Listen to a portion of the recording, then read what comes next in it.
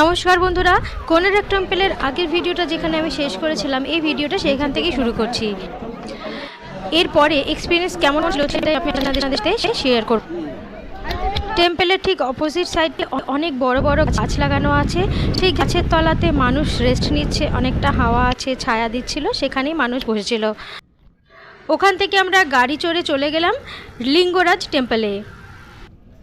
এখানেও সেই একই অবস্থা, যতটা পরিমাণ যেতে লাগে ওইটুকুনি কষ্ট হয়েছে। তারপরে যখন উপরে পৌঁছে গেছি তখন আর কোনো কষ্ট হয়নি। কষ্টটা হচ্ছিল এই কারণেই, প্রচণ্ড রোদের তাপ ছিল, রোদের তাপের জন্য হাঁটতে খুবই অসুবিধা হচ্ছিল। টেম্পলে ওঠার সময় দেখলাম অনেকটা সিঁড়ি রয়েছে, আমরা তো প্রথমে ভয় পেয়ে গেছিলাম, কিন্তু দোকানের লোকগুলো বললো যে অন্য একটা সাইড আছে, ওখানে যান। ওই দিকে দেখিয়ে দিল আমাদের, বললো ওখানে লিফট আছে, লিফটে দুজন ম্যানার থাকবে, মানুষ দাঁড়িয়ে থাকবে, তো ওনারা উপর দিকে উঠিয়ে নেবে। বয়স্কদের জন্য এবং বাচ্চাদের জন্য এই সুবিধাটা রয়েছিল, কোনো এক্সট্রা চার্জ লাগছিল না। মানুষ খুশি হয়ে ওই লিফটম্যানদের 20 টাকা, কেউ 30 টাকা, 40 টাকা করে দিচ্ছিল। এই জায়গাটা যে আপনারা দর্শন করছেন, ঘুরে ঘুরে দর্শন করিয়ে দিয়েছে আমার হাজব্যান্ড। আমরা কিন্তু ওখানেই বসেছিলাম, মন্দিরের ঠিক সামনেটা, এদিকটা হচ্ছে পিছন দিকটা, এর অপোজিটে রয়েছে সামনের দিকটা। ওখানে আমরা একটা ছায়া গাছের তলায় বসেছিলাম। দেখতেই পাচ্ছেন কতটা রোদের তাপ আছে, তার মধ্যেই মানুষজন হেঁটে ওপর দিকে চলে যাচ্ছে মন্দিরের ভিতরে ঠাকুর দর্শন করার জন্য। সামনের দিকে ছিল বুদ্ধদেবের মূর্তি, অন্যদিকে ছিল মহাদেবের মূর্তি। ওখান থেকে আমরা বেরিয়ে চলে গেলাম অন্য একটা জায়গায় ঘোরার উদ্দেশ্যে। এই দেখুন সব জায়গাতে সাইডে সাইডে যে দোকানগুলো রয়েছে, এরকম দোকান আছে, আইসক্রিম, ঠান্ডা, সব কিছু ছিল। এবার চলে গেলাম নন্দনকাননে। নন্দনকাননের এক্সপিরিয়েন্সটা আমি এভাবেই শেয়ার করছি। নন্দনকানন এমনি সময় দেখার মতো জায়গা, ঠান্ডা ওয়েদারে গেলে আপনারা ভালোভাবে ঘুরতে পারবেন। আমাদের পশ্চিমবঙ্গের সমস্ত লোকজনই ভেবেছিল এপ্রিল মাসের শুরুতেই সব থেকে বেশি ঘোরার আনন্দ পাবে, কিন্তু জিনিসটা ছিল ভুল।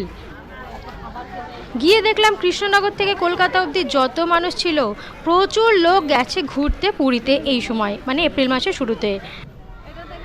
যার সাথেই কথা বলছি সেই বাঙালি, সেই বলছে আপনারা এই সময় এসেছেন, আমরা বলছি হ্যাঁ এই সময় এসেছি।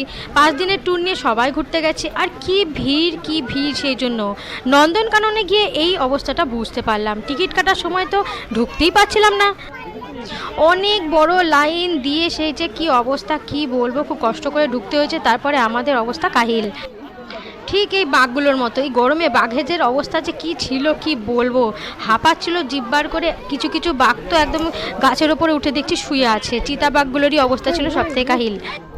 এই ভিডিওগুলো আমি করিনি, আমার হাজব্যান্ডই করেছে। আমি, আমার মা, বাবা এবং আমার আদু একটা পার্কের মধ্যে বসেছিলাম।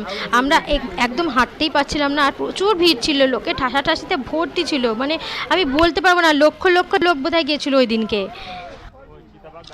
সবাই একই সময় যে কেন গেছে এটাই তো বুঝে উঠতে পারছি না। এপ্রিল মাসের শুরুতে সবাই ভেবেছে খুব ভালো হবে, ভালোভাবে ঘুরতে পারবে, ঠান্ডা কমে গেল, হালকা হালকা গরম আছে, ঘুরে আসি। একদম ভুল, একদম ভুল। যদি পুরী আর দীঘায় ঘুরতে চান তাহলে অবশ্যই একটু শীত থাকতেই যাবেন। জানুয়ারি, ফেব্রুয়ারি হোক, এদিকে সেপ্টেম্বর, অক্টোবর, নভেম্বর এরকম সময় যেতে হয়।